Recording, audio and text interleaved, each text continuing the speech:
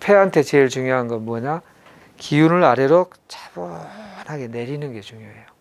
안 되면 굉장히 그게 잘 안 돼요.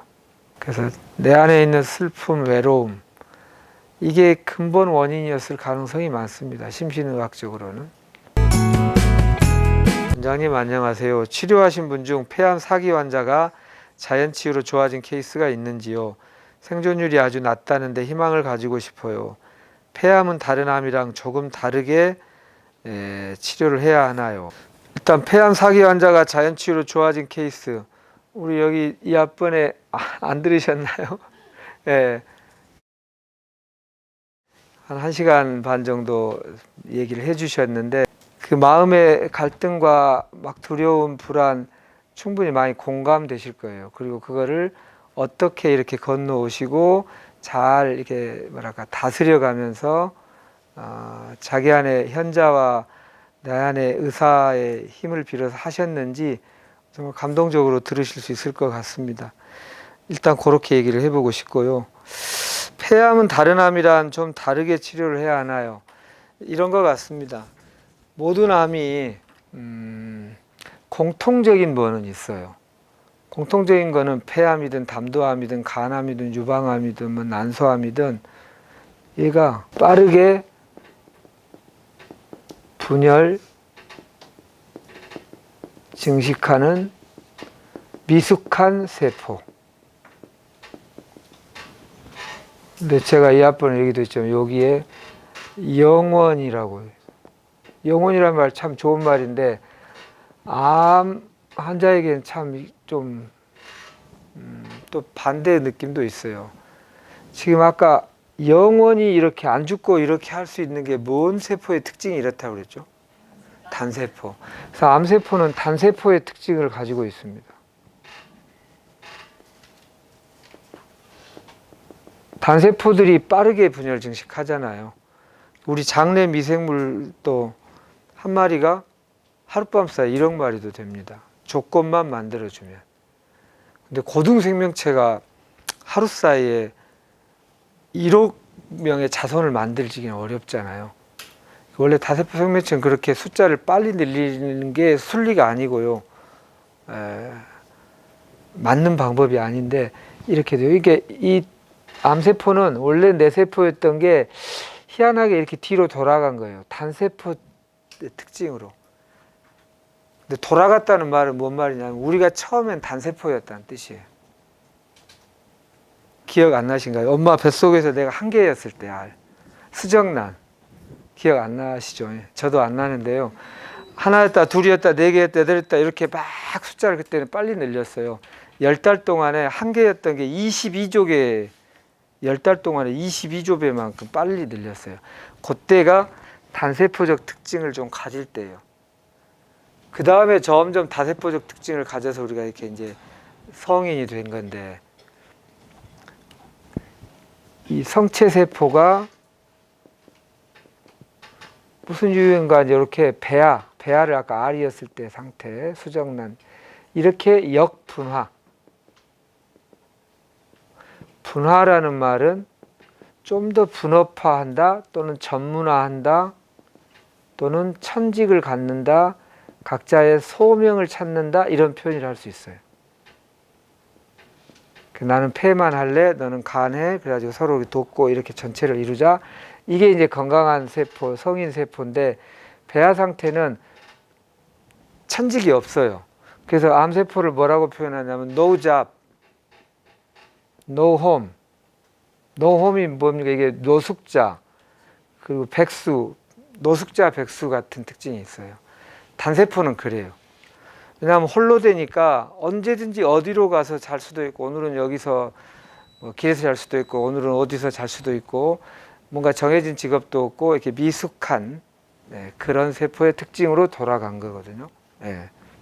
그래서 이 특징은 그것이 폐암이든 아까 어떤 암이든 같아요. 여기서 우리가 뭐를 통찰해 볼 수 있을까요?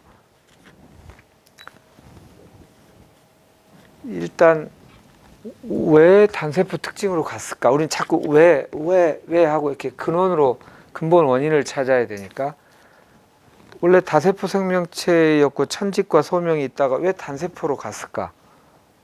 그걸 한번 우선 떠올려 보시면 될 것 같아요.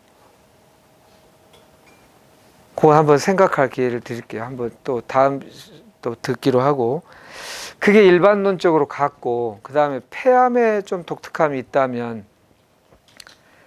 이제 의학의 통찰을 좀 뒤려보면 서양의학에서는 혈관이 많이 분포되어 있고 공기가 수시로 이렇게 호흡을 통해서 들락날락 하다 보니까 온몸을 돌아가다 보니까 이게 잘 번지기 쉽다, 잘 퍼지기 쉽다, 전이되기 쉽다.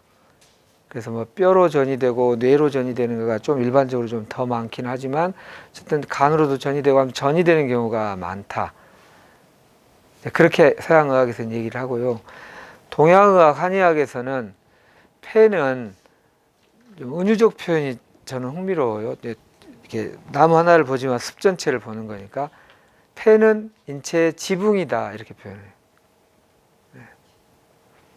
그 폐는 기를 담당한다. 기. 우리가 기는 온몸을 돌아서 이렇게 가는 건데, 그래서 지붕이어서 예를 들어서 어디 물을 새면 이런데 뭐 실리콘 이렇게 갖고 막기도 하지만 지붕이 구멍 떨어져 있으면 이게 뭐 어떻게, 그러니까 이게 굉장히 전체를 영향을 미치는 거기도 해요. 그리고 폐는 기를 담당해서 빠르다, 잘 변한다 이런 특징이 있어요. 이게 좀 비슷해요. 조금 더 나아가면 폐는 고유의 파장이 있는데, 고유의 파장이 뭐냐면 슬픔이라는 감정과 관계가 깊다. 슬픔이라는 감정 우리가 살다 느껴보시잖아요. 분노라는 것도 느껴보시죠. 두 개의 뭔가 파장이 다르다는 걸 우리가 느끼죠. 그 실제로 그러하다가 한의학의 원리예요. 폐는 슬픔이라는 감정을 그와 고유 진동수가 같은 장부다. 폐 대장이 그래요. 나한테 깊은 슬픔의 요소, 그리고 그거는 깊은 외로움일 수 있어요. 그런 것이 근원적으로 감당할 수 있을 만큼이 안 되었을 때, 그게 항상 병은 과도 병, 부족도 병인데 그렇게 보는 측면 하나. 그리고 이제 인체의 지붕이어서 제일 위에 있다라고 보기 때문에 주로 기운이 뜨면 빨리 진행되는 경우가 있어요. 우리가 폐호흡이 한 70%를 차지하니까, 그래서 폐암의 경우는 영향이 크게 미치겠죠.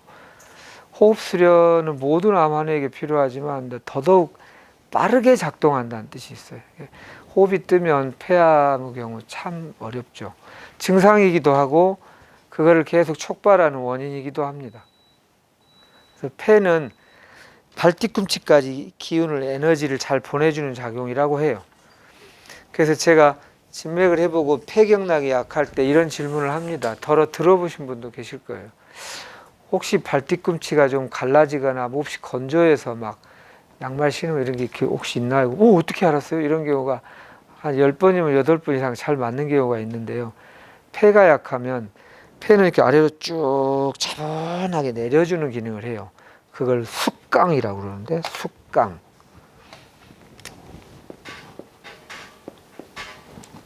숙이라는 게 숙청한다 할 때 숙이고요, 엄숙하다 할 때 숙이에요. 이렇게 강, 아래로 쭉 차분하게 내려주는 기운. 그리고 흥미롭게도 폐는 아까 슬픔이라는 고유 진동수라고 그랬죠. 계절에서 가을의 진동수라고 되어 있어요. 가을이 되면 우리가 좀 뭔가 좀 엄숙하게 차분해지는 느낌이 있지 않나요? 저만 그런 건 아니죠. 일반적으로 막 봄, 여름에는 막 이렇게 활발해졌다가 가을이 되면 이제 그런 에너지여서, 근데 요게 기능을 못하고 위로 뜨면 요 아래까지 기운이 안 가고 기혈이 안 가다 보니까 이상하게 여기 내가 물질 자꾸 여기 쓰는 것도 아닌데 여기가 자꾸 갈라지고 그럴 수도 있어요. 건조해지고 허해지고. 폐한테 제일 중요한 건 뭐냐? 기운을 아래로 차분하게 내리는 게 중요해요. 안 되면 굉장히 그게 잘 안 돼요. 그래서 내 안에 있는 슬픔, 외로움, 이게 근본 원인이었을 가능성이 많습니다. 심신의학적으로는.